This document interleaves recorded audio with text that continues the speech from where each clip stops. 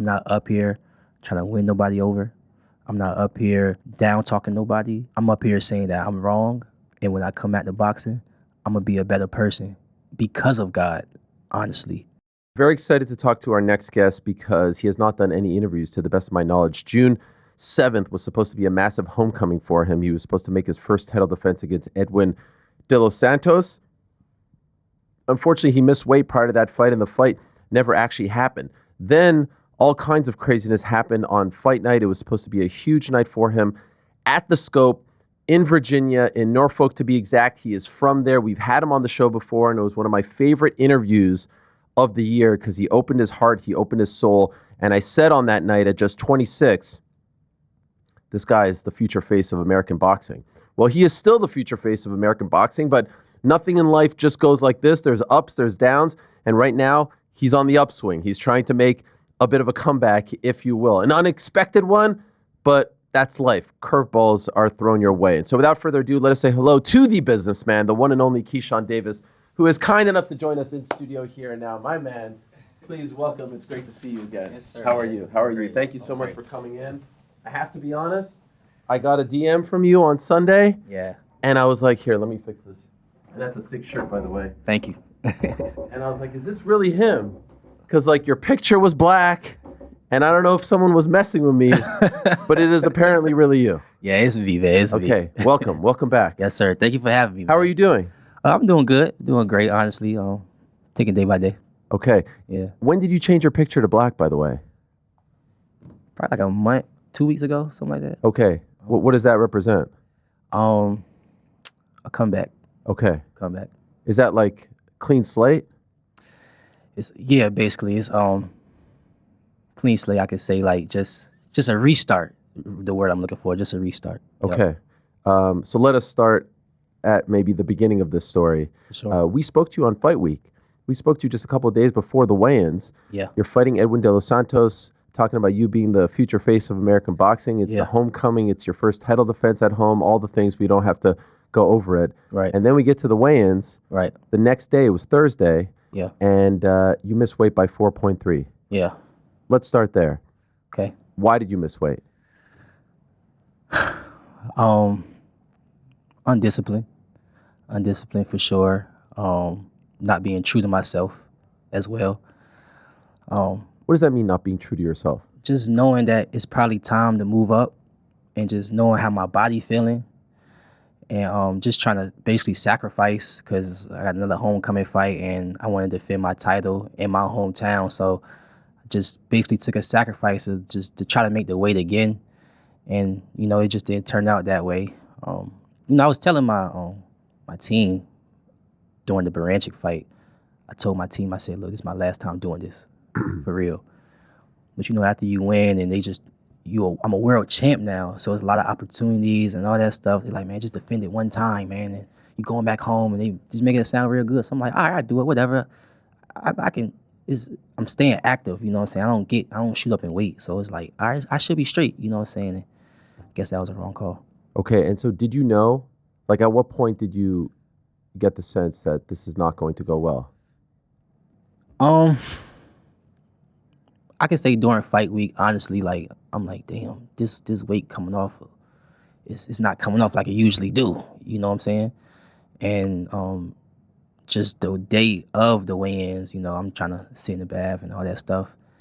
The weight literally just was not coming off, and I'm skinny as hell. I'm dehydrating and stuff. So I'm just like, man, it is what it is. I just can't get it off. Do you think that's because of decisions you made in the training camp, like meaning you didn't prepare yourself for the cut properly, or was it just something about that week? No, honestly, I got a nutritionist. I had a nutritionist ever since my stomach issues. And his name is Alan, and he been with me ever since my stomach issues. So, training camps, like as far as me eating, my eating habits and all that stuff, I have great eating habits. You know what I'm saying? I don't really play by my eating, especially now that I had them stomach issues, because that's a real thing. So I was disciplined throughout all camp, like me eating and stuff like that. And coming into fight week, me knowing that, I'm like, damn, this junk supposed to be just coming right off. Because honestly, that was the most disciplined I ever been in camp. Because I'm knowing that Baranchik, weigh-ins was like kind of hard. So I'm like, all right, well, I'm definitely gonna be strict to my diet and camp this time around. You know what I'm saying? So it wasn't the diet at all, for real. Okay. So you get on the scale and you're over by 4.3. Obviously, at that point, it's not a surprise, right? Right. What did you think was going to happen? Did you think that the fight would proceed? What were you thinking at that point? Honestly, I fought myself for this part right here, how I was like carrying it. And again, I fought myself for it, but I was super cocky, arrogant, thinking that he just gonna take the fight anyways. Because because I did it one point in time with the limos fight, and then just thinking that it's a big event, and there's no way like he cannot fight. You know what I'm saying? And he's a fighter, like all that's going through my head during that moment. So I'm just thinking like, yeah, he'll take it. You know what I'm saying? I didn't come overweight on purpose. That's not what champions do. That's not what I do. You know what I'm saying? I didn't like, I'm gonna come in 4 pounds overweight on purpose. Like, no, hell no, I ain't do that. But I just thought that he still was just gonna take it. You know what I'm saying? And for what I was told, he still did want to take the fight, but I guess his team told him it wasn't really a good idea. So people were reading your body language and all that stuff on the scale, and they did say like, oh, it doesn't seem like you have remorse. It doesn't seem like you care. You're sort of confirming that here? Like you're sort of saying like you were cocky to the point where you're like, all right, I fucked up, but this fight is still going to go through? No, I wouldn't honestly say that, honestly. I was fucked up by that joint. I just, coming from where I come from, and this just, people can take it for what it is. This is the honest truth. Coming from where I come from, I learned how to build a barrier to where I would never let, after the Olympics, when I lost the gold medal, I learned how to put up a barrier to where people can never see me hurt. People can never see me down. And honestly, after I lost in the Olympics, that was the most hurt I ever was in the public eye. And I didn't even show it. You ain't see not one, nothing. You know what I'm saying? So I learned how to build that shit up, honestly. And it backfired on me. Because when I was hearing all like the people saying, oh, he doesn't really care. I'm like, damn, why did these people saying that? Because before I came to the scale, people don't even know what I was doing for real. People don't know how I was really like feeling inside. But when I actually went back and had time to reflect on everything, I'm like, damn, Keyshawn, you did a great job not showing that shit. You know what I'm saying? But that shit backfired on you, bro. Now people think you don't care when that shit really fucked me up, bro, for real. Okay. And so when you found out that he wasn't taking the fight, and now this event that you're supposed to be headlining, it's the homecoming, all this stuff. Yeah. How did that sit with you? I was hurt, man. I was out with, not out, but my family was in town, and I was just sitting around my family and stuff, and they were just asking me like, Keyshawn, is he still gonna fight? He's still gonna fight? I'm like, I don't know. My team working out with his team. Again, I'm still thinking like, I think he's gonna take it though. I think he's gonna take it. So when I got that call, and I talked to him, of course, and I hung up. Then you could just feel my energy switch. So they all looking at me like, I'm like, yeah, it ain't gonna happen. They just like, fuck. It's hard reliving this shit for real, but I'm sorry, but I appreciate that you whole doing it. day, like after I got that phone call, like that he wasn't gonna take the fight, something in me was just like, Keyshawn, you gotta change, bro. You gotta be better. You gotta do better. You gotta be better. Something in me was just like, boom. It was just like, boom. Like, everything hit me. Like, all my wrongs, everything that I thought that was right, that I could have just did better, it would just start hitting me. I'm like, damn. Now I gotta be in front of my people. I gotta explain this and explain that when something was supposed to be on a super high, now I'm on a super low. Like, just like that. It's like, fuck. Now we here.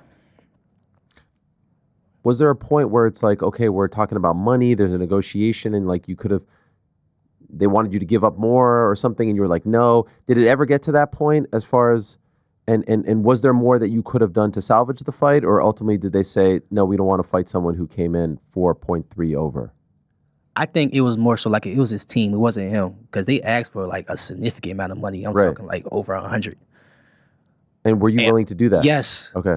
I told my team, I said, at the end of the day, it's my fault, and I gotta accept everything that comes with it. Whatever he asks for, I'm willing to do, because it's my fault. It's not because it's in my city. It's not because I'm main event. And if I was on the undercard, I would be saying the same thing. You know what I'm saying? It's my fault, so I gotta do anything in his power to make him feel comfortable fighting me.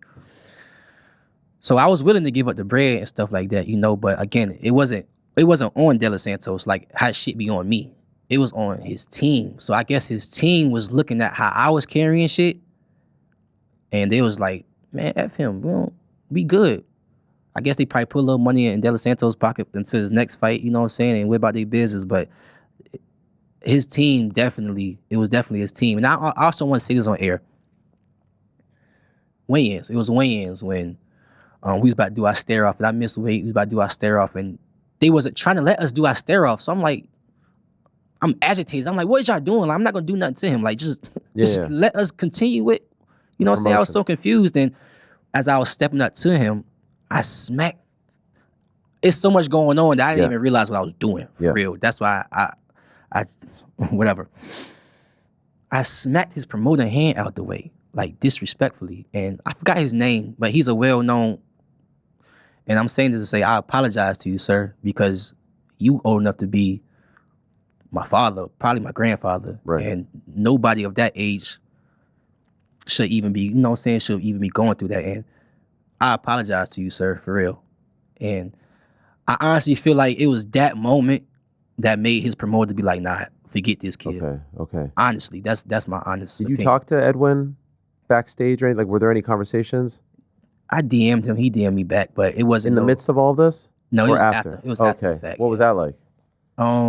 We're skipping here, but just curious. Yeah. I asked for his number because I just wanted to talk about certain things, just to get clarity. But honestly, I never called him because it was just like, F it is what it is. Wait, so he responded and gave you his number? For sure. And then you never called him? For sure. So you asked him, but then didn't want to actually go through with it? For sure, because it was just like, I just didn't want to touch on that situation anymore. Because it was just like, man, I'm just going to move on from it. Okay. You know what I'm saying? It was just like, I at this point, we all know top rank situation. You know what I'm saying? They still figuring things out. So it's like, I can't even be like, yo, let's try to, let's fight. It's really nothing. You know what I'm saying? So it was like, I was kind of, I was moving off emotion when I reached out to him. You understand what I'm saying? So as things just started settling in, and I just let things just, I'm like, man, the best thing to do is just move forward. Just try to move forward the best as possible. There's no point of just keep touching on what already happened.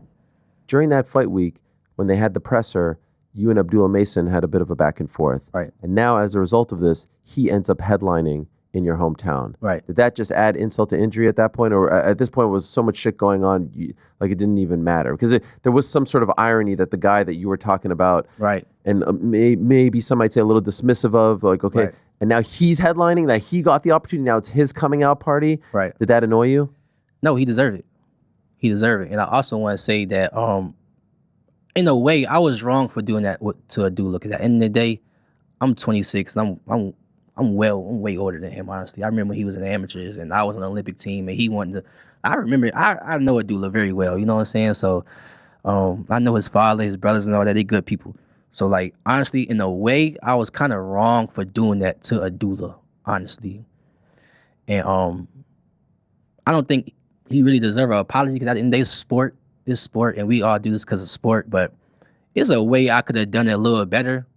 But it was just like during that week, I was just on fire for my own personal reasons. And I just reacted out of my emotions during that week. And I could have just went about it a better way. When you say your own personal reasons, what do you mean by that? Like, what was going on? I mean, everybody go through stuff, but it's still like a way you still need to conduct yourself as a professional.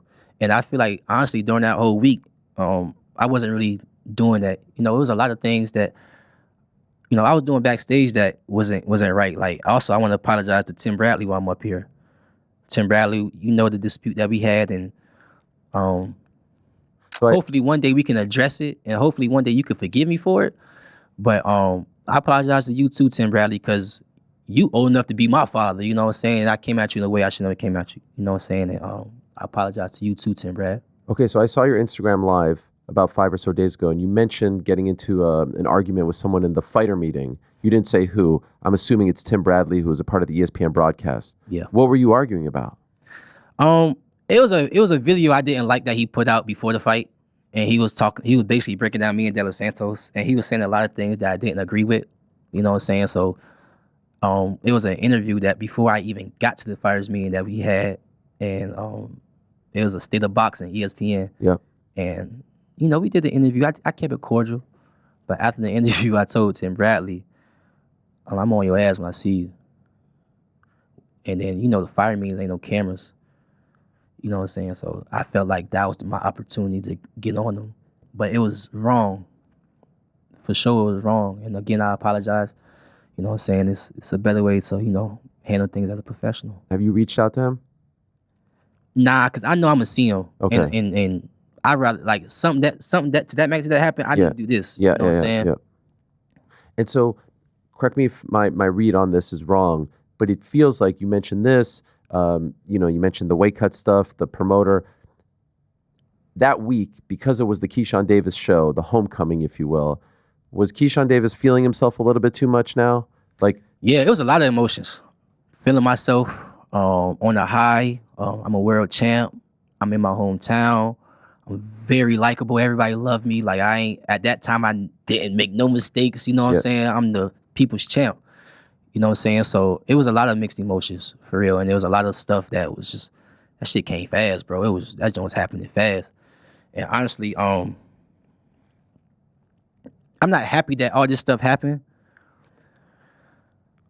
but it was necessary because now I get to reflect on who I was becoming. And when that happened, and I get to look back on from training camp, from before training camp to fighter meeting to the press, the weigh-ins to what happened, it's like, Key, you was going down a rabbit hole.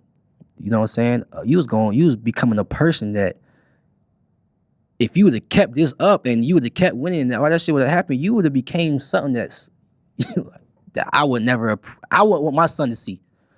You know what I'm saying? So what happened, I hate what happened, but what happened is definitely going to change me to a better person.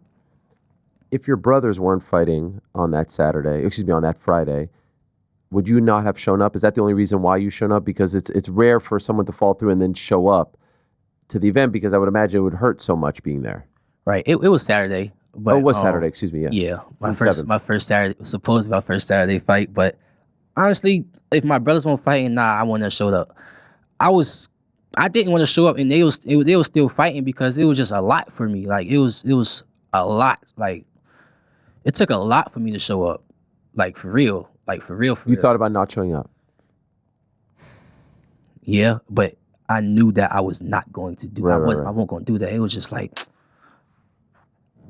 again, I had to put on this facade. Right. That none of this shit is bothering me. You know what I'm saying? It's like, how the hell can I do this? Knowing damn well this is, now that I ain't fighting, this is severely bothering me. Like, my family had we had the whole fight week planned with bowling events and dinner. So after I missed the weight, I went to my family dinner. And I made that announcement in front of everybody, the Virginia Beach mayor was there, Norfolk mayor was there, like everybody was there, and I made that announcement I wasn't fighting. And I was humble about it and stuff like that.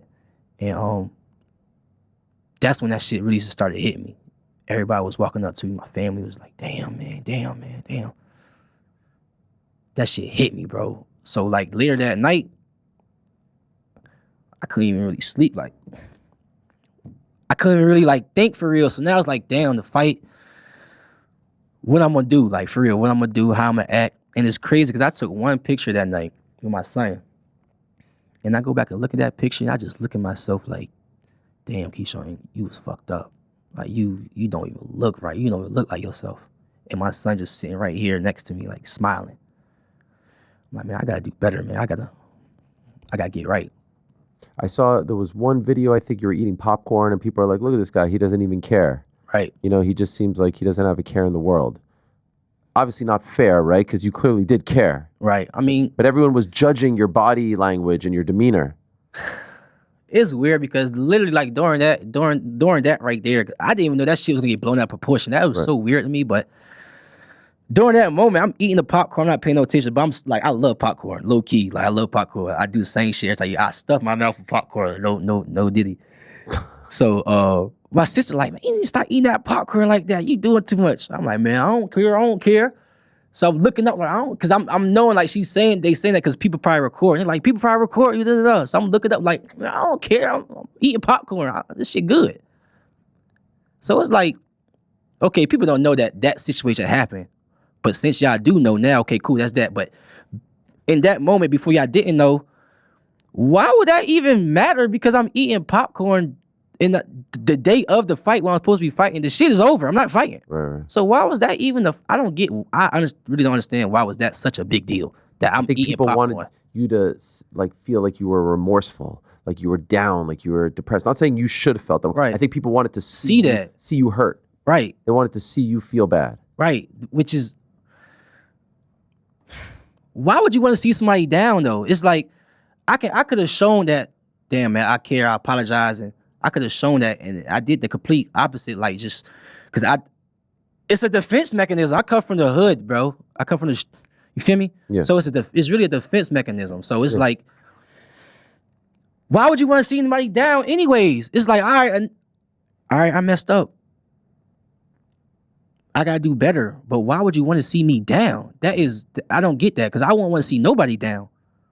Even when they did mess up, like when Devin had that fight with Ryan, it was like everybody was kicking him while he was down. It was like, I don't remember me being one of them. You know what I'm saying? It was like, I'm not gonna kick somebody while they down. You know what I'm saying? I don't want to see nobody down either. You know what I'm saying? So it's like, I'm sorry, but when I'm not gonna mess up to that magnitude again, but if I ever do mess up again, okay, I'm gonna carry it a different way. But you still not gonna see me down. You feel me? So that's just still something I don't understand. And then we get to hear Albright. What happened? A great fight between Kel and my brother. After the fight, I decided to go into his locker room. He beats your brother, right? He beats my brother. Yeah, he beats my brother, split decision. And after the fight, I just decided to go into his locker room. Now, everything that he's talking about that happened in the locker room is not true. Everything that he's saying that happened in the locker room is not true. He took that moment for me not being in his locker room, and he took that and ran with it and used that shit for what he used it for. And everything just got blown out of proportion. Tell us what happened. You walk you walk in there thinking you're gonna do what? You have a history with him, right? You fought him. Right. So I don't have no problem with him. Okay, so you walk in there thinking you're going to do what? Man, I walk in there just not trying to fight this dude. I'm not trying to start no altercation. I'm just trying to, first of all, his locker was right next to ours, so it wasn't like I had to skip across town to find him. Yeah. He was right there. I was going to, say some few words, and it wasn't going to be nothing crazy because the fight is over with, you know what I'm saying? But for him to say that I put my hands on him and me and my brother banked him and all that shit, I was like, what? I was shocked, for real. I was thrown off, but it was like, man, at the end of the day, I should never walked in his locker room anyway. So he just taking that shit and run with it. All right, bet, whatever. And everybody want to agree that me and my brother banked him and I put my hands on him. All right, bet. Whatever. Y'all go ahead, believe what I don't believe. When I come out and express certain things, then they probably still gonna believe his side. But this is the truth. Everything that happened in the locker room that he said happened, that shit didn't happen. So what happened? I walked in his room and I was gonna, of course, like, good fight, not regular shit. But when we got in there, it was just, shit happened so fast. Security started running there, started breaking shit up. I'm just like, damn. They like, get out. I'm like, all right, I get out. Because I ain't supposed to be in here anyways, right? All right, I get out. So then when we get out, we go in our locker room or whatever. That's that. Time go past. My brother and stuff start getting his stuff together. We walk back out the locker room, my brother's locker room. And in the hallway, we see some more commotion. So my natural reaction, I just start running to it. This is it, right? Right. when I walk out my brother's locker room, that shit's already going down. And that's when you see me running up, like, you basically just see me like looking everywhere, like, what's up, what's up, what's up? And I see my mother, my child is like snapping and shit. So I'm thinking somebody done put their hands on her. You know what I'm saying? So now I'm kind of getting mad, like what now? You know what I'm saying? Yeah. Now I'm getting to that point now, because now I feel like y'all done put y'all hands on my child. You know what I'm saying? And that was the second incident, but I ain't really okay, cool. Like, I can see where people be like, Keyshawn, you wrong. I ain't have to run up and do it. I ain't have to put myself in a lot of those situations, honestly. But I just feel like people are just really blown out of proportion, for real. I didn't put my hands on nobody that night. So in the locker room, there were no punches thrown. There was nothing. Nah, hell no. No one touched anyone. No.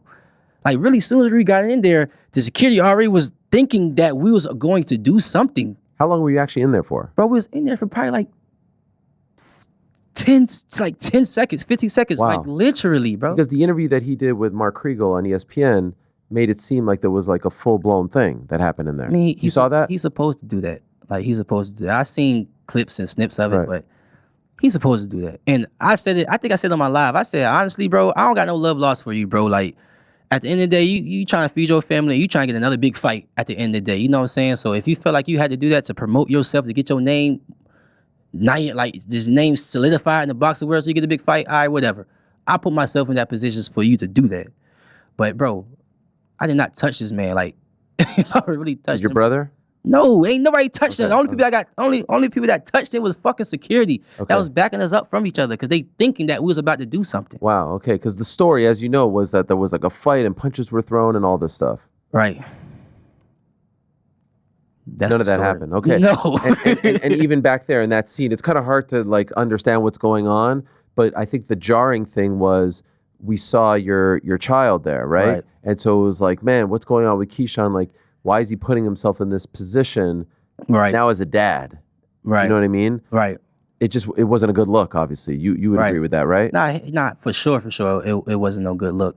And before I walked out the locker room, I'm thinking my son like in the car. I'm thinking he's going. I'm thinking, he took it the way he was going. It wasn't until fucking in the midst of all of that, I'm looking, I see a fucking stroller. I'm like, get off me, my son. And that's when they let me go and let me go to him. But I'm thinking he was already put up because I told, y'all go ahead, whatever. You feel what I'm saying? Y'all go ahead. So when in the midst of all that, when I seen a fucking stroller, I'm like, bro, just let me get to my son, bro. What happens after all this? Where do you go? First things first, like, I really want the people to know that, of course, I'm human. And by the way, let me take a step back. I meant like specifically, like after that. I don't mean in life. We'll get to that. But like when that clip ends, where do you go? Do you go home? Do you leave the arena? Where did you? Oh, yeah, that's what I meant. Oh yeah, we left for sure. That's when the night ends for you? Yeah, for sure. Okay. Nothing else happened. There were no other issues. Nah, hell no. Okay. Nah. And I didn't want to cut you off there from that moment, but I'm just trying to get the whole story here. Yeah, for sure. And you kind of remained quiet, right? You kind of remained quiet. You put out a statement. Did anything happen as a result of all of this? You lost your belt, right? Right. Is there any sort of suspension? Is there any sort of issue they have to deal with, or is it all clean? No. I'm not clean. I'm not clean at all, honestly. The state of Virginia is, looking into some things to see what they want to do with me, because of what occurred, and the locker room incident. Yeah. Okay. In the backstage. Yeah. Incident. You know what I'm saying? And whatever it is, what it is. So we just gotta wait on. We had to send a letter in or whatever. Okay. So we just waiting on their decision to see, what consequences I guess they gotta take forth, whether it's a fine, whether it's suspension, whatever they want to do, basically. And we just gotta wait and see what Virginia gonna do. What do you think is gonna happen? Like, will this keep you out for a while, or do you think you can fight again whenever you want to fight again? Honest opinion? Yeah. I'm gonna come back when my mental is ready. Okay. Like, that's my honest opinion. So they cannot suspend me and top rank be like, oh, Keyshawn, you fight September. If I don't feel that I'm ready to take on the limelight again for my son's sake, I'm not fighting again, honestly. So I'm not putting I'm not putting my head to where what they gonna do with me, Okay. because at the end of the day, yes, this is about my career, but at the end of the day, this is about my life too, because I gotta live after boxing, and I don't want to be boxing and not having my head on straight at the end of the day. So it's gonna take some time, you know what I'm saying, for me to, just like it took time for me to reflect and give y'all a straight up answer and a straight up apology. You know what I'm saying? So whatever the commission do, I don't know. I care for sure. You know what I'm saying? I don't know. I care, but I don't know. But I'm just not putting my head towards that, because I just gotta get Keyshawn together right now. How is your mind right now? Well, I feel like it speaks for itself. Honestly, I feel like it speaks for itself. I'm not gonna sit here and just be like, yo, I'm this, yo, I'm that. You know what I'm saying? Like, y'all knew me when I came into the sport, and y'all see me now. And if you knew me, you should know that, man, Keyshawn gotta just get himself back. You know what I'm saying? So that's just where I'm at right now, you know, for my son's sake. You know what I'm saying? So I'm just trying to, you know, follow God, keep God close for sure. Like, for sure, for real this time, and really, really, really, really listen to him for real. Are you talking to anyone? Are you getting help, therapy, anything like that? Looking into it, for sure, looking into it. But again, like, I don't want to make it like it's like I don't want to make this sound like an excuse and nothing like that. No, I'm asking you the questions. You're not volunteering this information, but when you say my mind, I need to get my mind right, my head right, that leads me to think like maybe you need a little bit of help. And we talked a lot about your history with mental health and whatnot, and you were so open about that. And so I don't know if that's something you wanted to revisit. Yeah, I mean, see, right, the difference between when we was talking about that mental health stuff last time was that was like the past shit. So now it's like the right now. Yeah. You understand what I'm saying? Yeah. So it's like, this shit is real.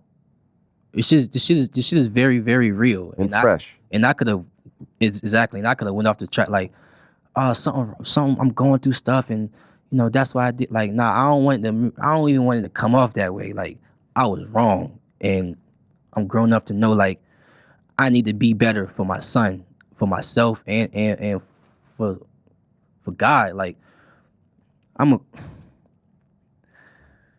you can see it's hard for me, you know what I'm saying? But you see that I'm really like, I'm being real and truthful and honest right now, you know what I'm saying? So I just gotta, when I get back to boxing, just know that I am gonna be a better Keyshawn. Just know that. And so you were quiet, you kind of just disappeared, right? For sure. Like, where did you go? What did you do? For sure. I was just literally spending time with my son every single day. Every single day. I ain't even miss a day until I went on vacation. But every single day for 2 months, really, I was just with my son, day in, day out, because and my family as well, because those are people that's really gonna love me through thick and thin, through whatever. You know what I'm saying? So I was just spending time with family. You know, I just came back from Mexico on the trip, just trying to really reset. You know what I'm saying? And haven't even posted nothing. Like, I could be posting about my trip. I could post about my son. I could be posting about a lot of stuff that I've been doing, but I gotta fall back from the media. I gotta fall back from the limelight, like, because I can't really take that shit right now. Right. And so the decision, like, you did the Instagram live, and now here you are. I think this is your first interview, right? Yep. Why did you feel like now was the right time to sort of reemerge? Talking to God, honestly, listening, just keep trying to do the right things.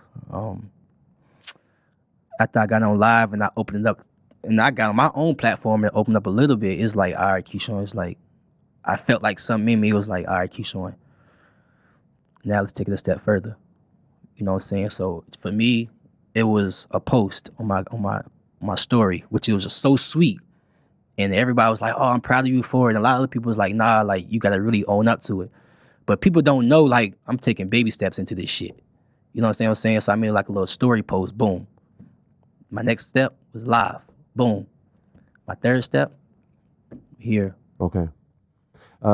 Who has helped you? I saw Floyd show support publicly. He did? Yeah. Are you surprised by that? You know, no. Okay. No, because Floyd really fucked with me. Okay. Shouts out to Floyd, though. That's big. Shouts out to Floyd, because I didn't know you did that, Floyd. So I fuck with you. You already know the count. Who surprised me? Yes. Was Teofimo Lopez. Okay. Teofimo, I think I seen this like 2 days or day after the situation, he said something like, everybody coming down on Keyshawn right now, what we need to do is get around him because you can see that he's going through something. And how I know he's going through something is because I've been through it. Yeah. And honestly, when he was going through it, I was telling my team that, man, Tio is vulnerable right now, and he's not mentally there. He's not crazy. He's just, something is wrong with him and he needs serious help. So for him, and I was telling my team that, so for him to say that about me after all this shit I was talking to him, I was just like, wow, I don't even want to call this man out no more. I respect him so much as a person after he done, out of everybody, like, out of, Yeah. you feel me? Yeah. It was like, it was him that did that shit. Mental health is real. Did he reach out to you? No, he kept it gangster. Okay. He didn't even reach out. He kept it gangster. He just put it on the media like so-and-so, Yeah, so-and-so. And I ain't reach out to him. You know what I'm saying? But hopefully he watched this. Sure. Shouts out to you, Tio, bro. Like, you back on my good side, bro. You know what I'm saying? Like, nah, for real. Shouts out to you, bro. Like, that shit, that video you put out, that shit meant so much to me, bro. I'm not even gonna lie. That shit meant so much to me, bro. Cause it was somebody I least expected to say the realest shit that I needed to hear. It's like, I almost feel like, damn, God is real. Right. What about Top Rank? What about him? Did you feel like they had your back throughout all this? Do you feel like they have your back throughout all this? Yeah, I mean, Top Rank not coming down on me. Like, they not saying like I spoke to him. You know what I'm saying? They not saying no shit like, no weird shit. They're not saying no weird shit. Or they not, you know, like I was just talking to one of the Top Rank members before I came into here. You know what I'm saying? So they still support me, you know what I'm saying? Like, it's just a unfortunate situation, you know, for a promotion. Like, it's hard to kind of promote me now. Right. You know what I'm saying? It's kind of like, it's up to me to change, you know what I'm saying, and get back on track. What do you make of their situation? Like you alluded to it earlier, they don't have a home as of right now, right? Yeah. Does that, as a Top Rank fighter, are you worried about this, or do you think, they'll figure it out and everything will be okay? I'll be real with you. Honestly, I would be worried about it if I was hurting. But thank God, I saved my money and I invest, bro. You know, real estate, and I got I love residual income. So I got trucks on the road that just giving me money, not giving me money, but making me money Sure. weekly. You know what I'm saying? So I can keep my bills up to par, and I can go on fucking vacations. You know what I'm saying? So if it wasn't for me being smart, then yes, I would be scared. Like, when my next paycheck gonna be? You know what I'm saying? But I lived and I learned one time. I was fighting Pedraza, and I was literally, my taxes fucked me up, and I was literally like $- in fighting Pedraza, and that was like the biggest fight of my life, and I had to really win. And I always told myself, I said, Keyshawn, you never gonna get to a point where you not getting nothing, like nothing. Like, you gotta always be making something. I don't care what it is. At least have something outside the box that can at least pay your bills. You know what I'm saying? So you can stay afloat. You know what I'm saying? So I learned about the Pedraza fight, and thank God I did. I saw a picture of, I believe it was you and your brothers, DB3, and Eddie Hearn. Yeah. And I wasn't sure if there was some sort of like message being sent there. What was going on there? Nah, bro. Eddie Hearn's genuinely, he genuinely, like, as a fighter, like, he genuinely likes me, bro. Honestly. Like, he genuinely likes me. And he know that I'm a great fighter. He understand that people make mistakes. And I know that he understands because of how he was talking to me. And he was just like, man, just get back on track, man. I want to see you prevail. I want to see you this. And for the first time since I was pro, not messing with him, that he did not bring up his fighter.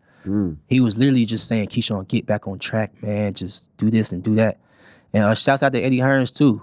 You know what I'm saying? Shouts out to Eddie Hearns, because anytime I ask for some tickets, he giving it to me. At my lowest right now, he giving me great advice. You know what I'm saying? So shouts out to Eddie Hearns. Like, for it was a lot of people that I didn't expect that still supporting me. Like you, it's like, damn, I hope Ariel.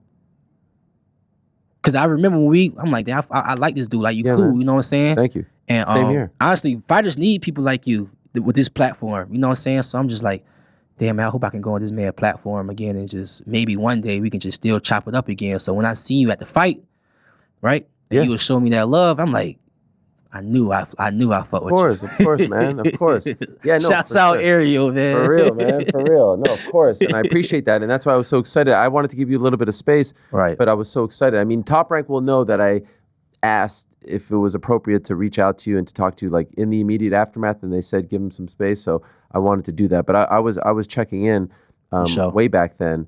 For sure. As you know, on the flip side, like you know how fans are, they're fickle. So did you feel that? Did you feel like, oh man, because you were on such a high post MSG, you were on such a high going into this fight, and we talked about Michael Vick and AI, and it was like you couldn't miss. Did you feel people jumping off the bandwagon? Did you pay attention to any of that? And if so, did that affect you in any kind of way? See, that's the crazy part. As far as like the celebrities in the town, like the Michael Vicks and the AI, they text my phone. They reached out to me like, Keyshawn, we still behind you, man. We gonna just get this right. We can help you get this right. If you need anything, both of them, AI and Michael Vick. It wasn't like, honestly, no really like celebrities like was like, this man tripping. That messed with me. It was really just my people, like Norfolk in the boxing world. But like my people in Norfolk was just like, oh nah, this nigga ain't right.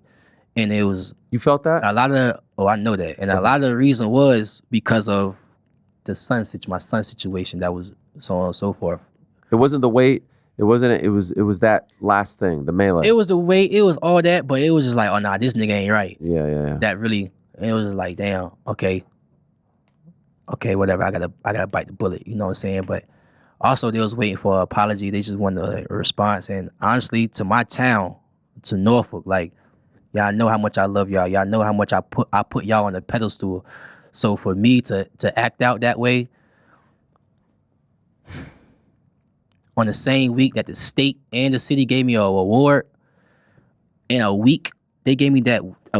So now my week, I gotta remember is that it's like, that shit is wrong. I was wrong. All the kids watching this, super wrong. Never act off emotion. If you feel like you can't do something, just don't do it. Don't force yourself to do anything because it's not worth it in the end. You know what I'm saying? Whether you accomplish it or not, you're not even gonna feel right. You know what I'm saying? So in terms of Norfolk, man, I apologize for putting us on that pedestal and then making us look so fucking bad.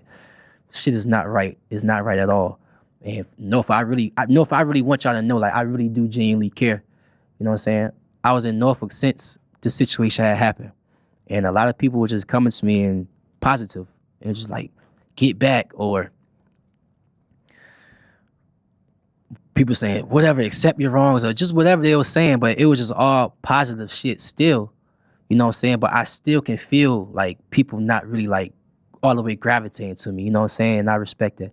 But I just want Norfolk to know, like, and the boxing world to know, like, genuinely sorry. You know what I'm saying? And when I do come back to boxing, I don't know, so don't ask me.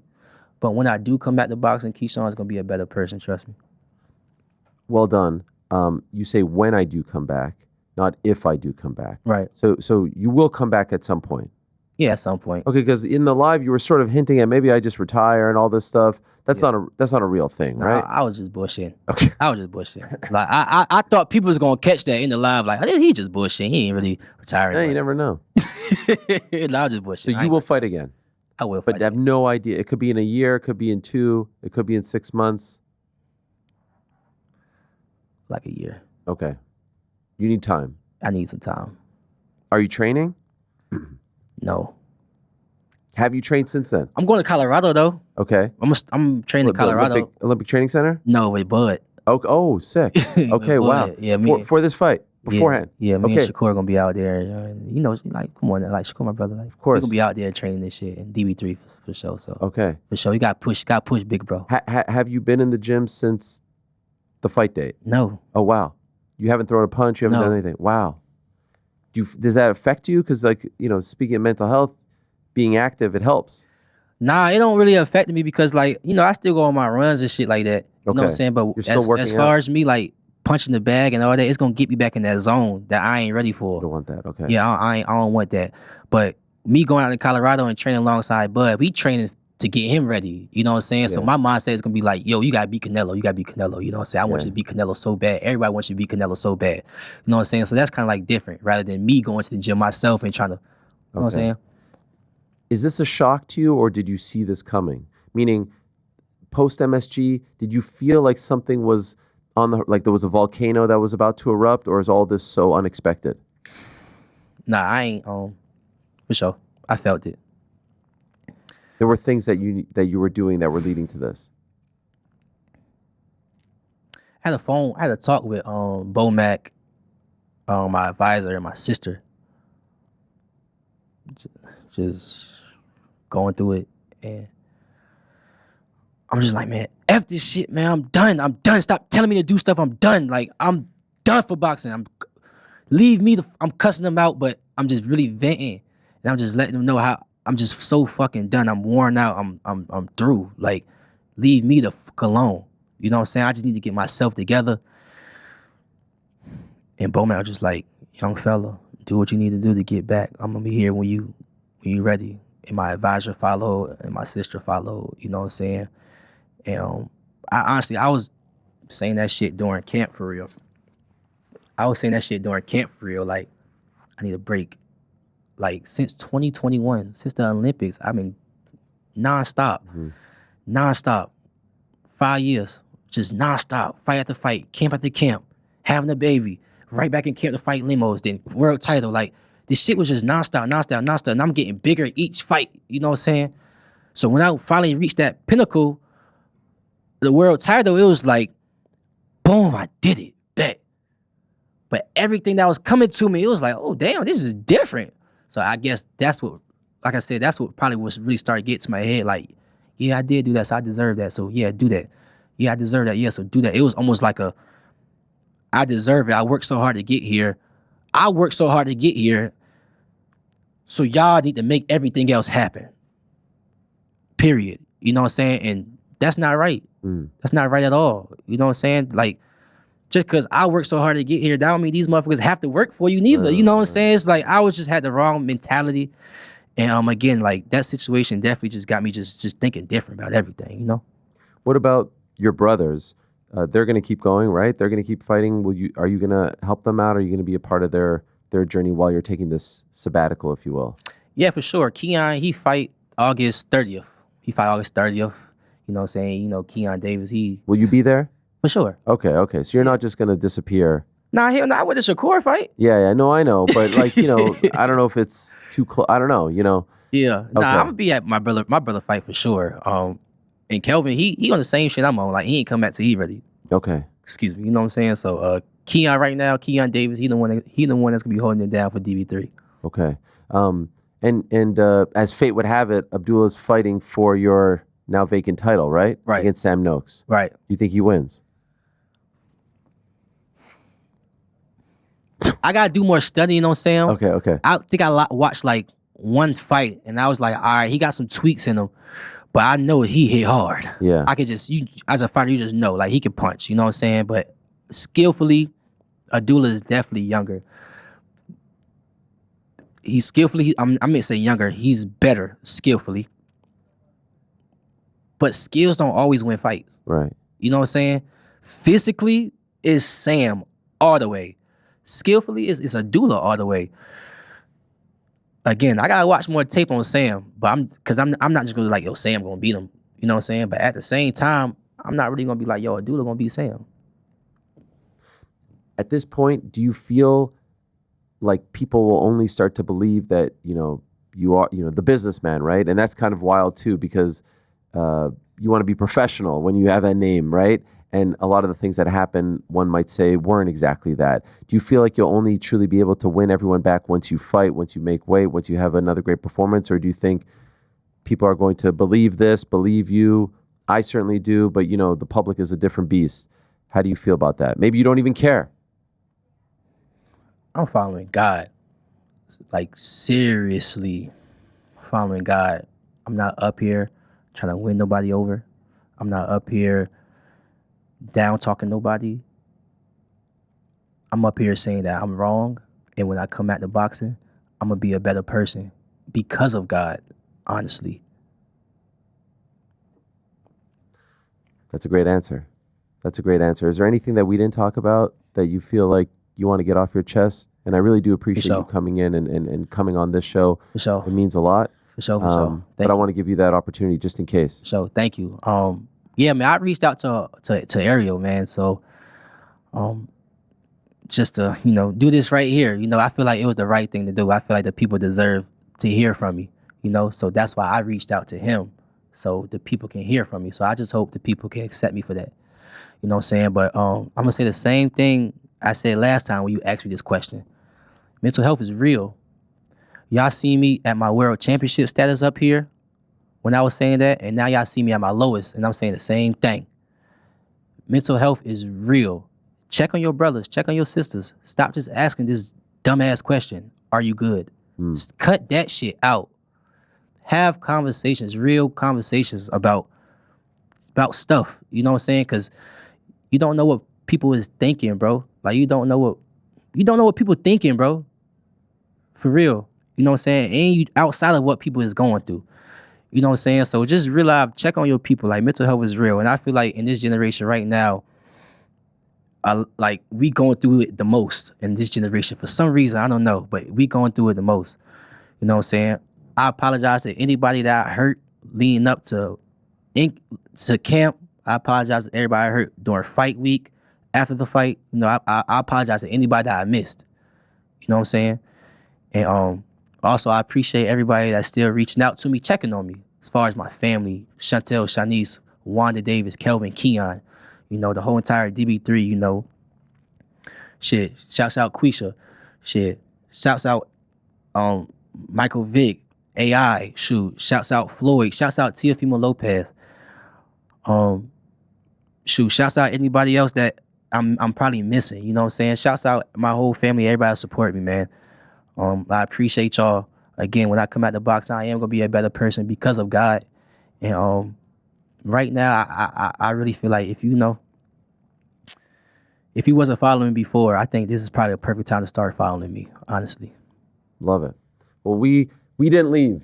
We didn't jump off the bandwagon, man. We still believe people go through ups and downs. People have highs and lows. And, it's in these moments, right? They say the comeback greater than the setback, all this stuff. It's in these moments where you find out who people are. People are going to fuck up. And it wasn't a great time for you. And I can't imagine what you were going through. And I can't imagine what the aftermath was like. But to come out here and not make any excuses and to just look into the camera and apologize to everyone says a lot about who you are. So I would say you're a role model for doing that. I would say you're someone that people should look up to. And you'll be back. And this will be a nice story to tell. It'll be a good footnote into your story, but it's not going to define who you are as a person. That's what I truly believe. Thank you. Appreciate you. Keyshawn Davis, he's taking a break, but he'll be back. So don't jump off that bandwagon. Don't sell that stock just yet. Appreciate him coming in.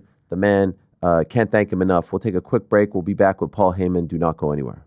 Thanks for watching this video. Before you go, if you haven't already, hit that subscribe button for us. Also, give us a thumbs up, leave a nice comment. These things go a long way. And while you're here, do check out the rest of the channel. We've got live shows and full interviews, clips, and a whole lot more. We're doing big things here, and we appreciate your support very much.